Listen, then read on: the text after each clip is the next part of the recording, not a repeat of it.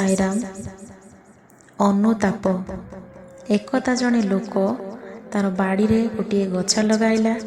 ଅତି ଯତ୍ନ ସହକାରେ ତାର ଦାୟିତ୍ୱ ନେଲା।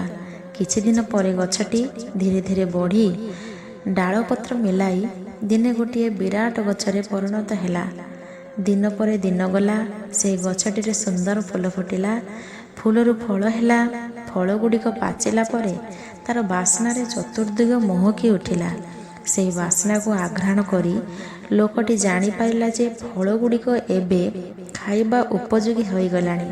ତେଣୁ ସିଏ ଗଛରୁ ଫଳ ଗୁଡ଼ିକ ସଂଗ୍ରହ କରି ନିଜେ ଖାଇବା ସହିତ ଆଉ କିଛି ବଜାରରେ ବିକ୍ରି କଲା। ଫଳ ଗୁଡ଼ିକ ସୁସ୍ୱାଦୁ ହୋଇଥିବାରୁ ବଜାରରେ ଚଢ଼ା ଦାମରେ ବିକ୍ରି କରି ଅନେକ ଅର୍ଥ ଉପାର୍ଜନ କଲା। ଏଥର ଲୋକଟି ଖୁସି ହୋଇଗଲା। ଏବେ ଆଉ ସେ ଫଳରୁ କିଛି ନ ଖାଇ ସବୁତକ ବଜାରରେ ବିକ୍ରି କରିଦେଲା।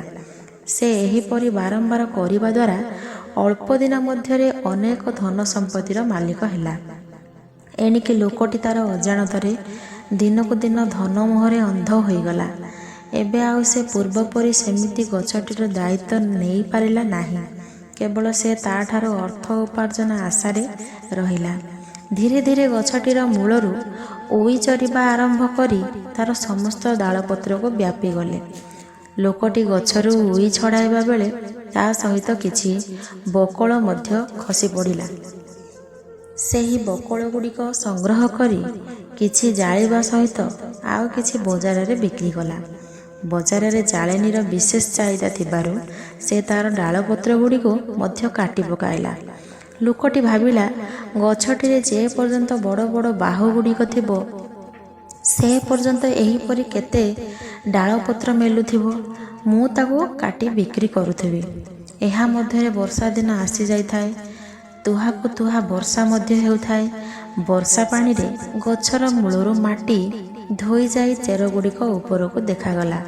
ଲୋକଟି ଜାଳେଣୀ ଆଶାରେ ସେଗୁଡ଼ିକୁ ମଧ୍ୟ କାଟି ପକାଇଲା। ଏମିତି କିଛି ଦିନ ଗଲା। ଲୋକଟି ଦେଖିଲା ସେହି ଗଛଟି ଧୀରେ ଧୀରେ ଝାଉଁଳି ପଡ଼ୁଛି। ଆଉ ଆଗ ପରି ଫୁଲ ଫୁଟୁନି କି ଫଳ ମଧ୍ୟ ଫଳୁନି। ସାମାନ୍ୟ ପବନରେ ଗଛଟି ମାଟିକୁ ଛୁଇଁବ ହେଉଛି। ତେଣୁ ସେ କ'ଣ କରିବ କିଛି ଭାବିପାରୁ ନଥାଏ। ଏବେ ଲୋକଟି ନିଜର ଭୁଲ ବୁଝିପାରିଲା।